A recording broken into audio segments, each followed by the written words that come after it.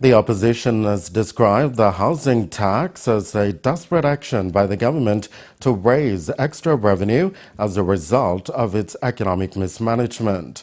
Leader Don Polio says this is a bad tax as it'll directly affect the working class and at the same time put a strain on the little income they earn.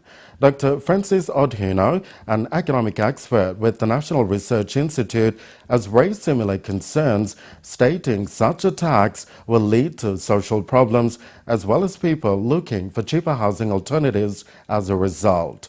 Chehabakia reports. According to Dr. Oduno, the recent housing tax imposed by the government will only hurt the normal working class citizen.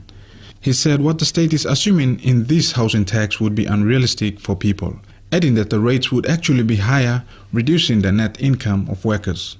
The government is imagining that you end up with 3,000 kina per month, but in reality you only have 555.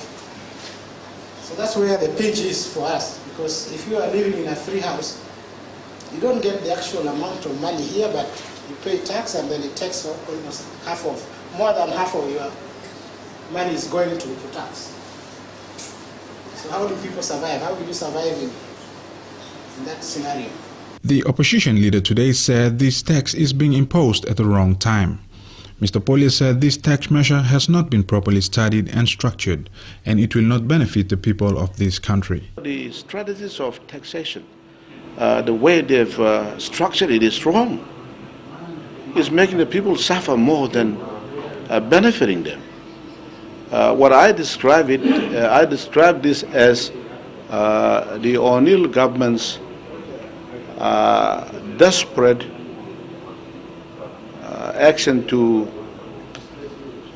raise revenue when it has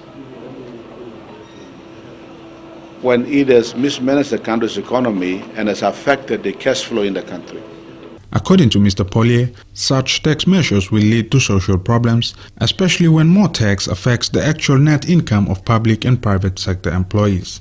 He has called on the government to relook the housing tax and introduce a supplementary budget to make changes in January of 2017 when Parliament next sits. When the tax gets everything, the husband comes home with a just little amount to put food on the table, and then that's where you'll find family and social stress will come about because of this situation created. That's what happens to people.